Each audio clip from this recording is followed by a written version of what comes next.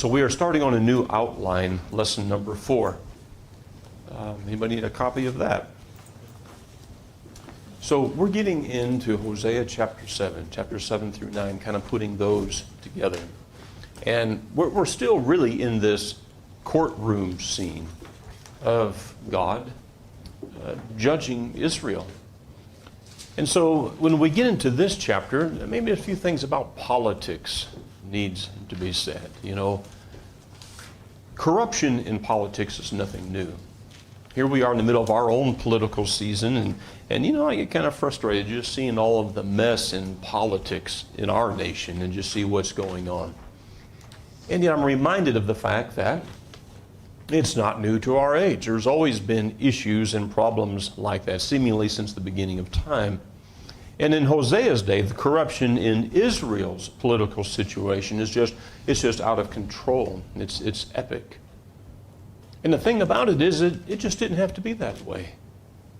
You think back to the time when Israel said to God, basically they said, you know, we want a king. We want to be like the other nations around us. They all have kings. We want a king too. And essentially what they were doing is they were rejecting God as their king. And basically he said, okay, I'll give you a king. But understand how that's going to work for you. Understand what a king is going to ask or require of you and what it's going to cost you and how this will look in the future. And God basically said, here's what's going to happen. And yeah, it has. And so now here we are generations later from that day. And there have been a number of kings, most of them not good. Most of them not helpful. Most of them not in any way helping Israel to draw closer to God, but only moving them farther and farther away. And so here we are in this crisis time. You know, and the political situation is just out of control. You know, these people long ago left God, and they're living by their own standards, by the standards of men. And there are evil men who are ruling. Spiritual leaders are godless. And the people have a passion for wickedness. This is what they go to bed at night thinking about, is wicked things and evil things. How can they perpetrate these things the next day? And so what we are reading about is God's disappointment in Israel.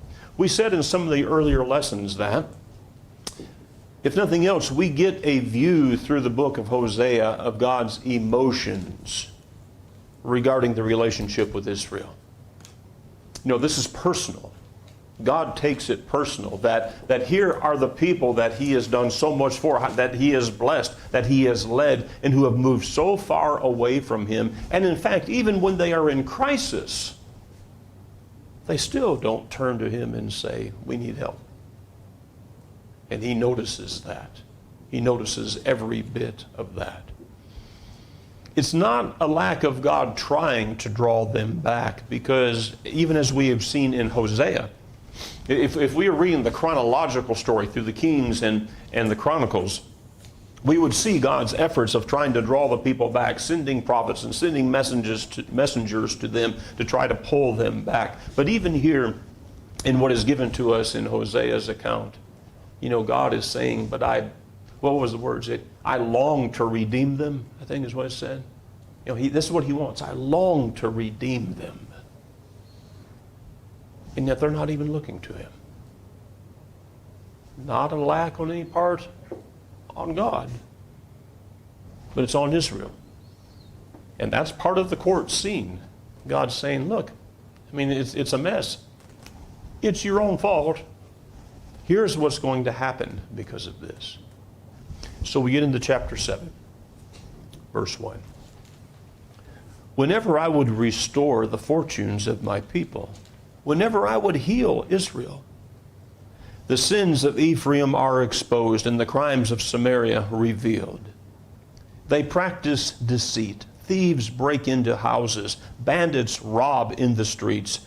But they do not realize that I remember all their evil deeds. Their sins engulf them, and they are always before me. So whenever God tried to restore or heal Israel, what prohibited Him? They did. You know, it was almost as though they were holding up a big red sign that said stop. Every time he is trying to intervene or that he's trying to offer them direction or help, it's like they're saying, no, we really don't like that. We kind of like the mess we're in. That's almost like what they were doing. And so God is saying it's not a lack of trying on my part. What was the barrier between them and God? Their sins. And God knows and sees each one. That's part of what he is saying here. It's not like I'm blind to these things, and it's not like I don't see what's going on. And in fact, chapter 7 is a description of, he's saying like, let me tell you what this looks like to me. And he uses some examples or analogies that I'll admit, some of them I've had to really kind of think through, like, what does that mean? I would think that they got it. They knew exactly what God was talking about. It was some analogies that they would get that point, exactly what he was saying.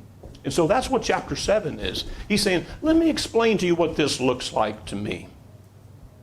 Let me tell you about how I've tried to bring you back, how I've offered you a path back, but you've said no. And in fact, your sins have become so great, he said, we have no relationship.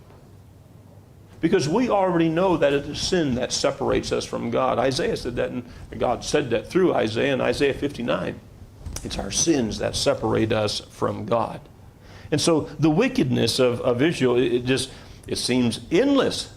It's like it just goes on. And they act as though God doesn't care or that God doesn't see. But what he is saying in this chapter is like, look, I see it all. And really, it's not like they're even trying to hide it. There is no shame. Your thoughts? Anything to add? The king is just as guilty as they are. He condones what they do. Condones, and in fact, I think as we get a little farther in this, is part of who or what is leading them farther away. Because the kings, it seemed, they're trying to make alliances with Egypt, and even with Assyria. Because they understand, they see their weakened position. They're trying to buy time. Thinking somehow that Egypt is going to be able to stand up and give them some strength and hold off Assyria. But as time goes on, we'll see here, before finishing off Israel, Assyria finishes off Egypt and Gaza. And so this money, this tribute that they're paying to Egypt, it's for naught. And the money or tribute that they're paying to the king of Assyria, he's just taking what they'll give him. Doesn't change their overall plan. They're going to invade and conquer. Maybe it was some have said, and I think there's probably some truth to this, that there was a period of time during the reign of King Menahem that he paid tribute to Assyria. And it was maybe during that time that there was some peace in Israel. And I think there's something alluded to in that here in these chapters. But it was only temporary. It never made Assyria say, this idea of just conquering all of Israel, they're pretty nice folks down there. We'll let them go. No, it's more of, take their money, give them some time. We'll come back. That's more of what it was. And so, when you start looking at this big picture, we see the political situation is just in chaos. There is no king that is leading them in a good way. And in this short period of time, there are 6 kings, actually. 6 kings. 4 of them assassinated. 1 who serves a month, and is assassinated. This is the political chaos that's going on. And these were kings not by God's choosing, because they have not solicited God's thoughts or his opinion or his judgment on these things. And they're putting in kings that they want. And look how this is working. You would think at some point someone would say, hey, this is not a good plan. Someone would say, if we think about our forefathers a long time ago when they obeyed God, Israel was a great nation. Maybe we should be like them. But why did they not think that way?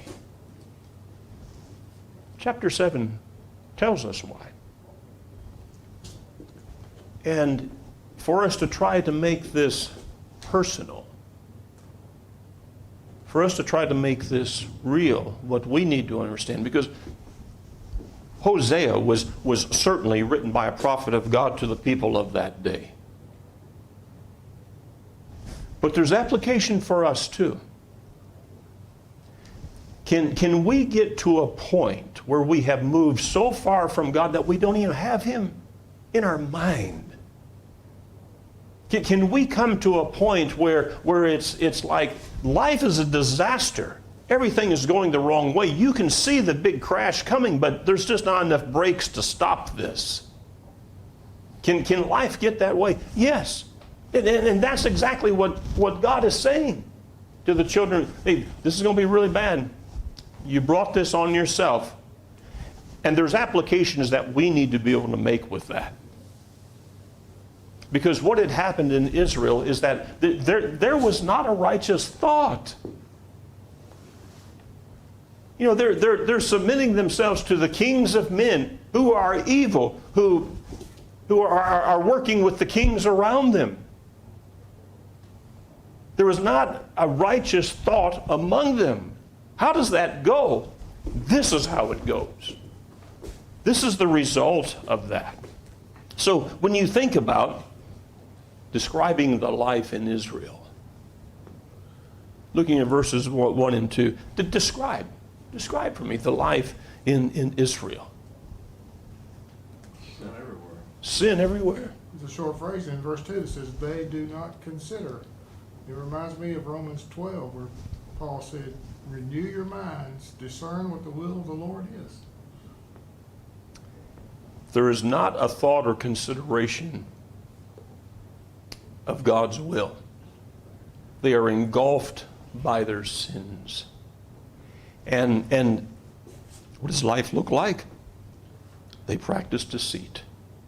Thieves break into houses. Bandits rob in the streets.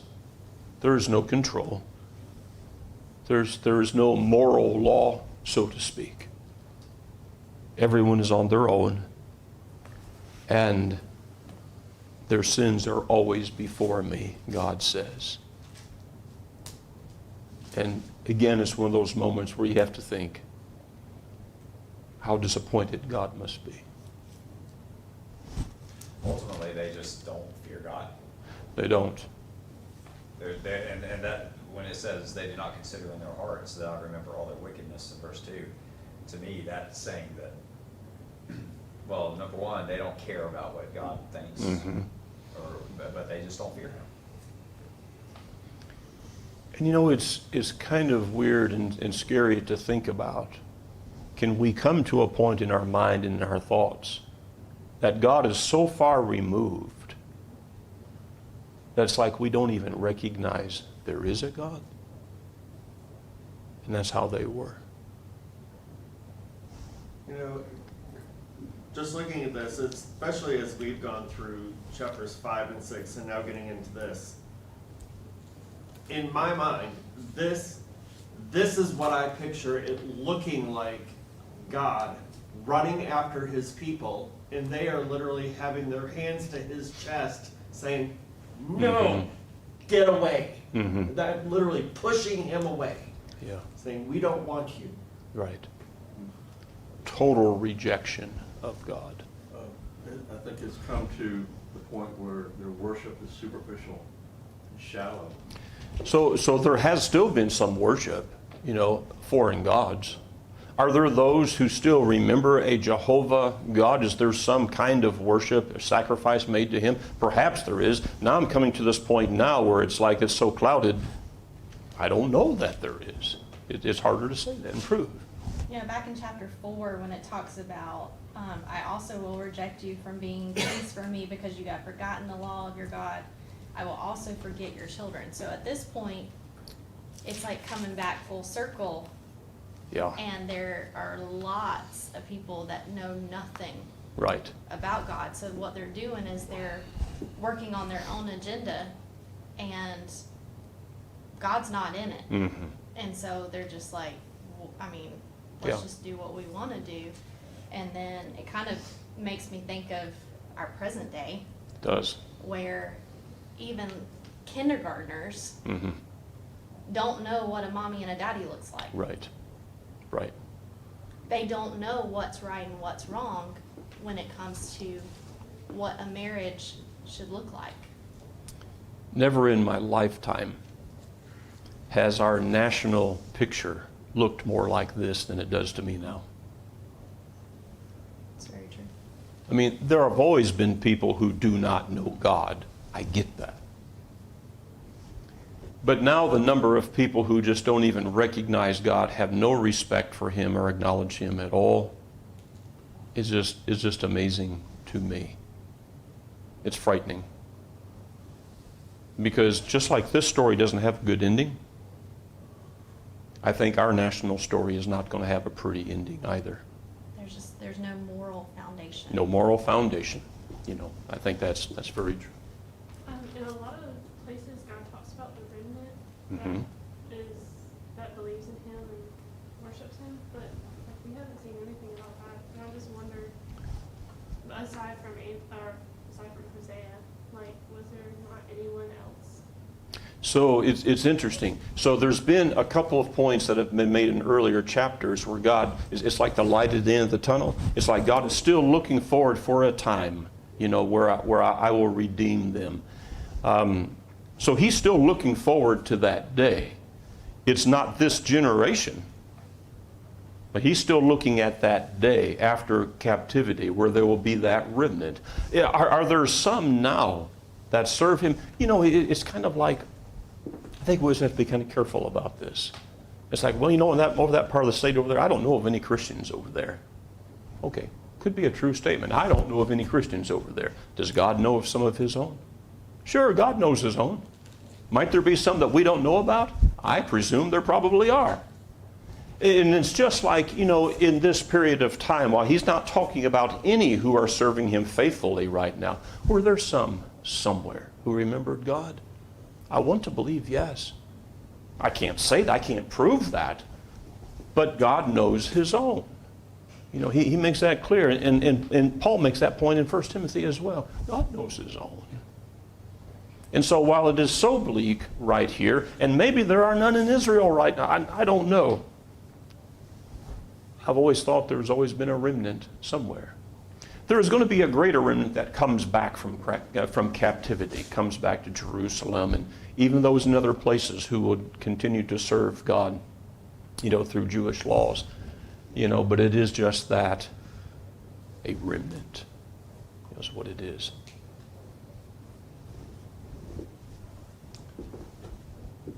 God has always positioned Himself in such a way that we can find Him. And I want that to be something that we can see through this. That God positions Himself in such a way. He has made us, we've looked at Acts chapter 17, God made us in such a way that we might reach for Him, we might grope for Him, and we can find Him because He's not far from each one of us, verse 27 says. We can find Him. I'm not saying that God is coming knocking on our door. And Todd, I'm trying to think about the song that we've sang sometimes lately, that God is running after me. I'm going to tell you, there's some things in that song I really like. I struggle with that phrase. God is running after me. I struggle to think in Scripture that we can find God running after us. Hey, come to me, come back, come back. I don't find God running after us. Is He calling us?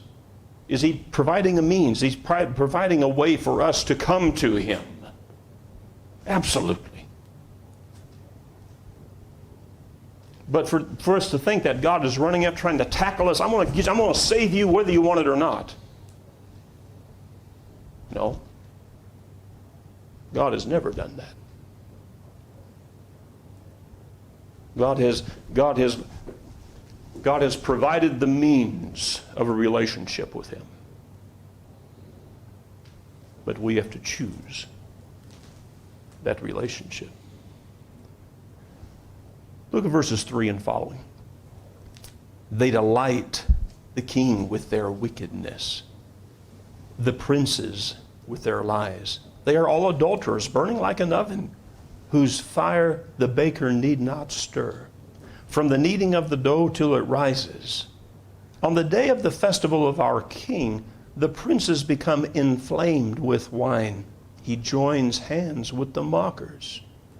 Their hearts are like an oven. They approach him with intrigue. Their passion smolders all night. In the morning it blazes like a flaming fire. All of them are hot as an oven. They devour their rulers. All their kings fall, and none of them calls on me. Okay, so this picture is kind of peculiar to me. And I've had to think about, this oven and the fire that's there. And what is this supposed to represent? Because this is something that is intended to be very real to them. Their king accepts their wickedness. They delight the king, with their wickedness. All of the other leaders, the princes, that listen to their lies. It's like the kings and the princes, the leaders are all just kind of going along with whatever's happening. There's no leader standing up and saying, no, this is not a good idea. We should listen to God. That's not happening at all. Instead, they're like a burning oven. The fire does not need to be stoked anymore. It's already as hot as it can be. And when the festival days come, the kings and the princes, they're drunk with wine, and they join hands with all of the mockers. They're just going along with whatever the people say, whatever the people want to do, in all of their wickedness and sin. The kings are not standing up in any way trying to lead in a righteous manner, but seemingly think, well, to keep peace, let's just go along with what everybody's doing. But what God is saying, how's that working? All their kings fall. Remember, in a short period of time, 6 different kings. One assassinated after another.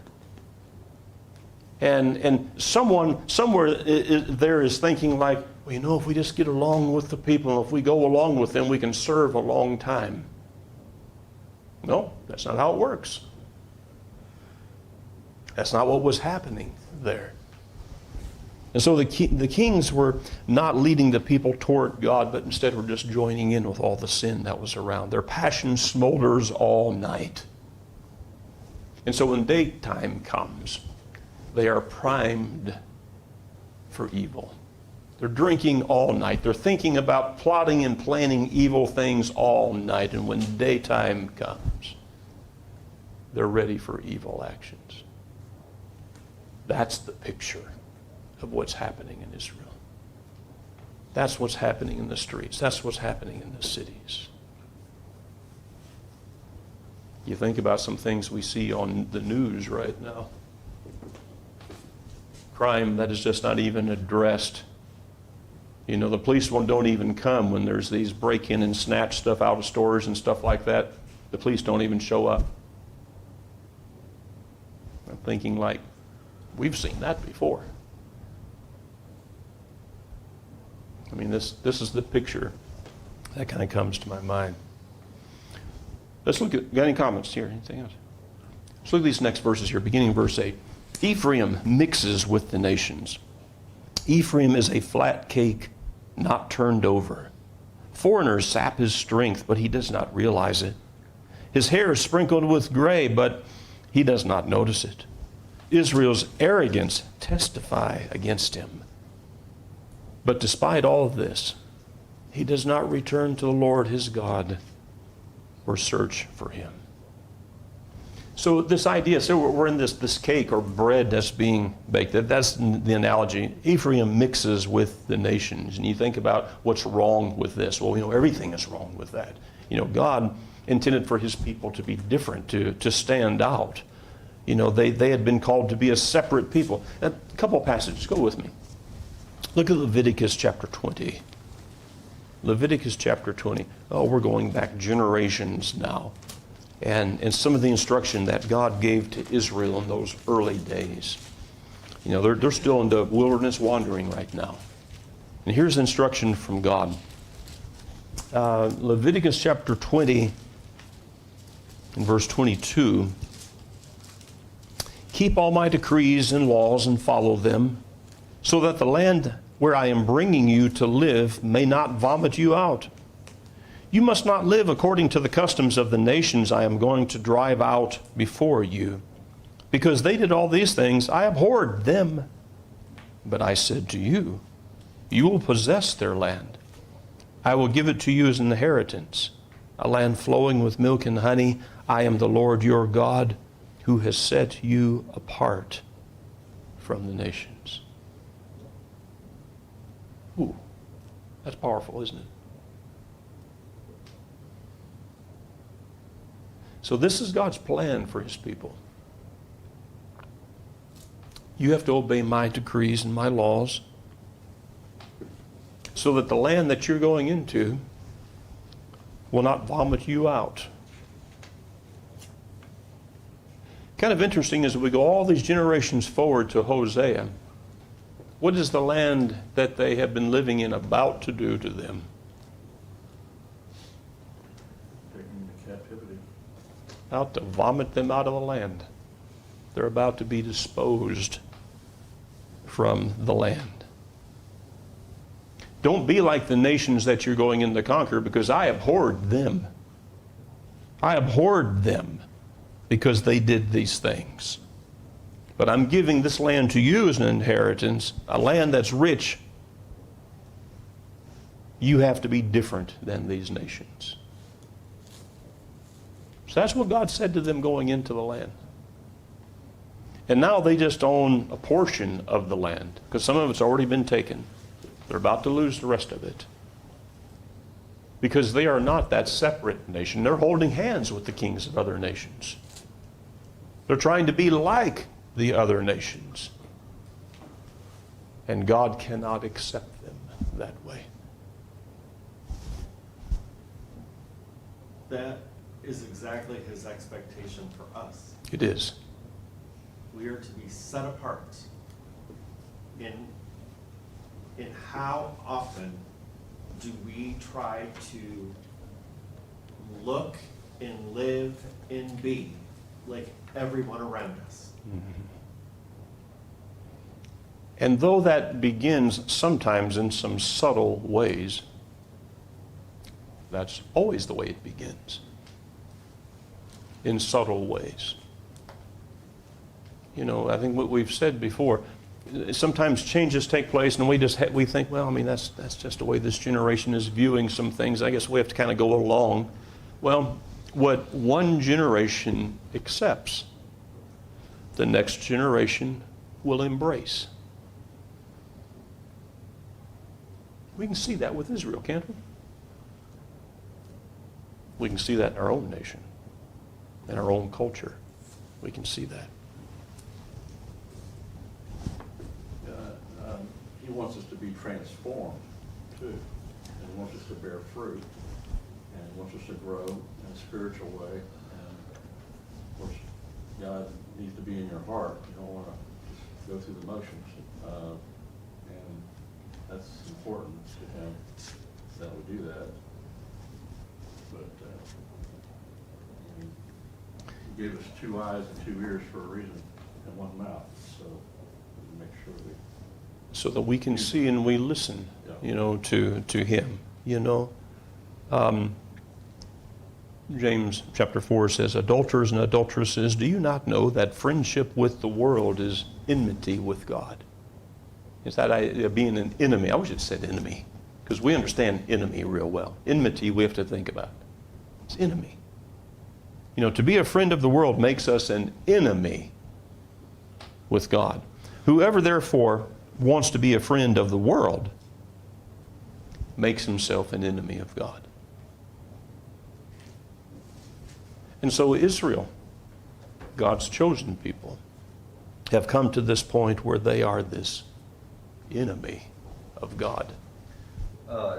Is in 1 Peter chapter 1, verse 16, where it says, you shall be holy for I am holy. I wonder if that is hearkening back to this in Leviticus. Thus you are to be holy to me, for I, the Lord, am holy. Absolutely it is. Okay. I mean, that's where it's first said. And it's a passage that's repeated different times in Scripture. It's God's plan for his people from the very beginning. He has created us to be holy as he is holy. And so when we choose not to be that way, God abhors us. Because if God is holy, you have to think about this. You know, if God is holy, he cannot accept unholy, or else he's no longer holy. I mean, you really have to kind of process that through just a little bit. And the idea of so many, you know, that, well, God will meet us where we are. In sin? God's going to meet us in sin. That's what we're saying. God's going to meet us in sin? He can't do that. Not and be God. He's calling us to come to him, to be holy as he is holy. That was the whole plan. That was the whole circumstances of Israel, and God leading them out of Egypt. And God blessing them where in time they possessed the promised land, where they would be his own holy people. That's the plan. And today, as has been said, we should be God's holy people. That's what he wants. That's his plan.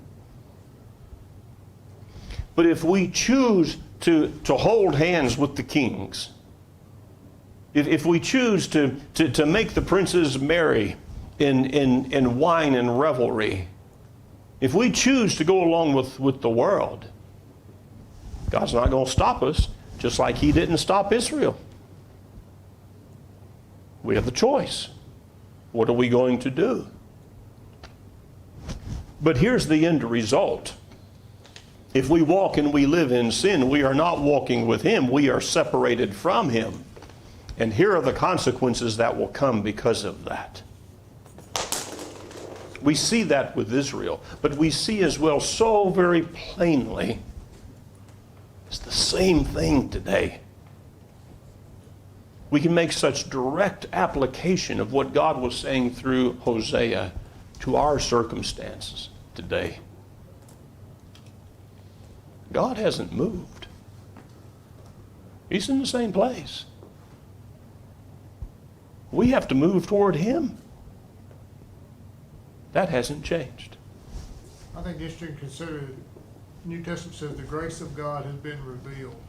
When you compare to the Old Testament and the New Testament, in the Old Testament you see God choosing people to make them holy by separating them. Now he chooses to make us separate by making us holy. It's almost like it's backwards. And I think it's because the grace of God has been revealed. Yes. Did I reveal this to you? You know me better than the Old Testament folks ever knew me? The choice is yours. So the value of the Old Testament is to be able to see that. And we've said before, people talk, grace and mercy, that's kind of a New Testament thing. No, it's not. We see it all through the Old Testament. God's mercy on Israel, and what he provided to them, that by his grace they could have a relationship with him. Here's the plan. Here's what you have to do, to obey and follow me, and I'll be your God, and you will be my people. Did they deserve that? No. God's grace was extended to them. They had to come to God. We have the grace of God. By God's mercy, a sacrifice that we did not deserve. But we can be recipients of his grace. And so we see these parallels. How incredible it is. And what there is to be lost if we reject God. Israel? What has been lost already? And what is yet to be lost? Because they rejected God's plan. As he says here, they've rejected me. That's the bottom line. If we reject what God says, sometimes we think of it somewhat like an abstract way. When we reject what God says, we are rejecting God. It's like us talking to God and saying, no, I don't want to do that. We are rejecting God. That's what he's saying. And chapter 7, to me, just makes that stand out. Here was the political situation. Here's what was happening in the streets. Here's what daily life looked like. You know, this is what life is like without God. This is what it looks like. So disappointing to God because he does not return to the Lord his God nor search for him. God is still saying, come to me. Come to me. He's still saying that. Boy, we didn't get far in chapter 7. I didn't think we would get all the way through, but I did think we'd get a little farther than that. I think I talked too much. But I hope we're getting a nice, clear picture of what's going on there. Okay, God willing, Wednesday night, I want to finish chapter 7 and chapter 8 is kind of the plan. That's in mind. We'll see how that goes. Okay, Wednesday night, finish chapter 7 and chapter 8. That's where we're going. Thank you so much for being here this morning.